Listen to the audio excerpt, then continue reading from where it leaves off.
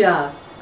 Well, this girls club, this is a lot of mentoring after school activities for struggling just anybody. Just anybody. Yeah. Okay. Yeah. Yeah. That kind of a neighborhood place to be. It was. Positive. And it was. Yeah.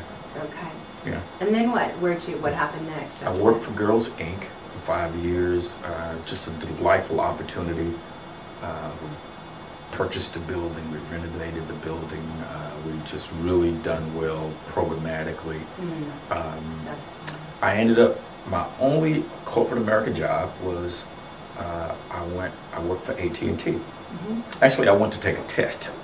A friend of mine who worked for Girls Inc., he left, worked for AT&T. He called me and said, look, they give you this test, you need to take this test.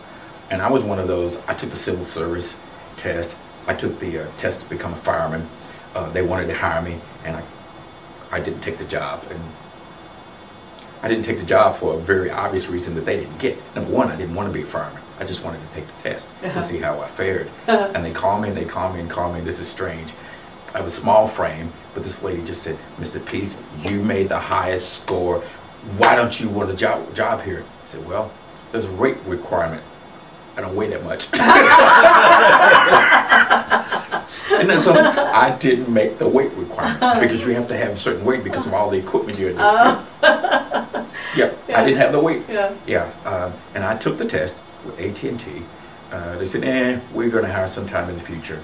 We'll call you back. And then one day they called me and said, look, we have a job offer. We'd like to offer it to you, and we need to know by tomorrow. And I'm like, Stepped out on faith because I had a job that I liked, but I had hit the glass ceiling. Right.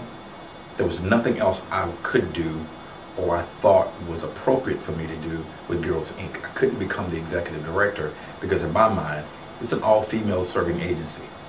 Yeah. There needs to be a female there. What message would that organization send by hiring a guy? That's true. Yeah. And so I knew that, and it's not anything I aspired to do. So I worked for AT&T. Interesting. I started work for AT&T. It was a 4-week non-paid training session.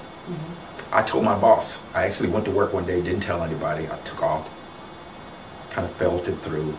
Went the second day, and I thought, well, I'm going to step out on faith and do this because nonprofit, Girls Inc.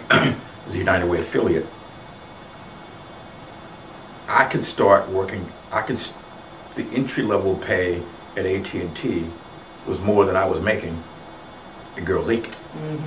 And the position at AT&T did not require a degree. Here you are with two. I'm like, duh, that didn't make sense. And so I ended up doing that, and what was so unique and interesting about Girls Inc. is they kept me on the payroll. I told my boss what was going on, but I was one of those, like I am now, I worked all the time. I had so much comp and sick time and vacation time that I never took, and she knew that. And she said, here's what I want. We're going to keep you in the payroll.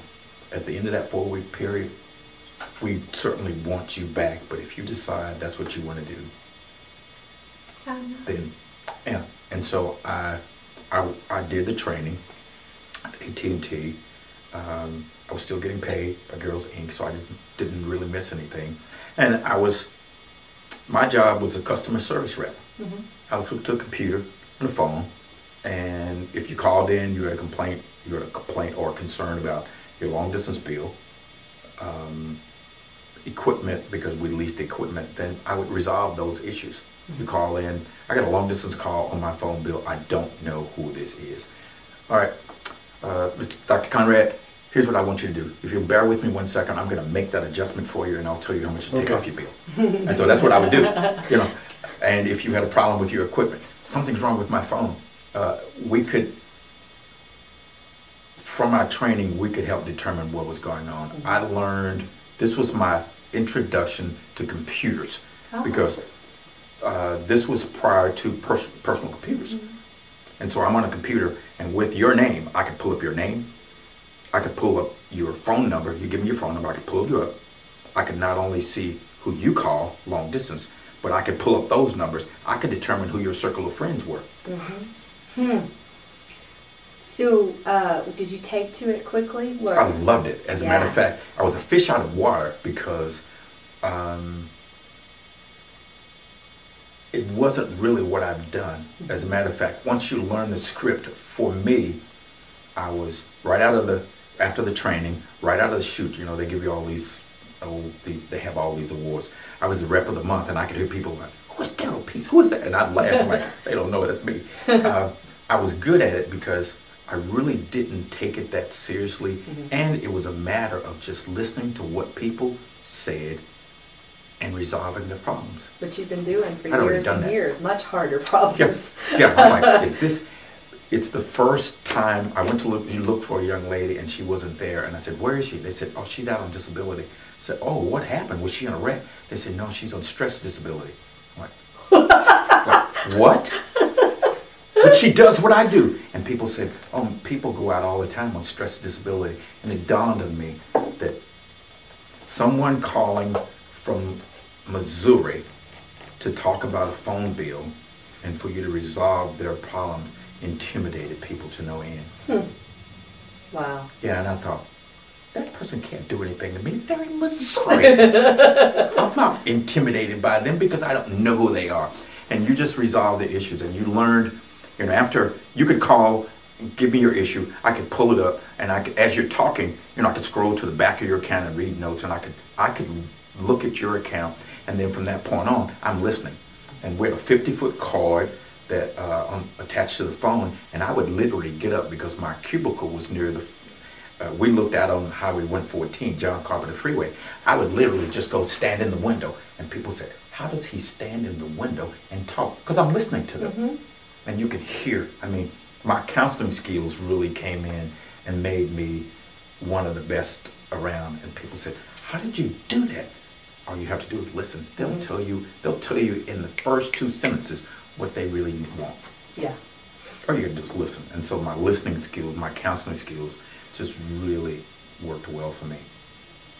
I worked there a year and a half, and on my way to work one day, a friend of mine called and said, look, Derryle, I'm on the board of this nonprofit organization.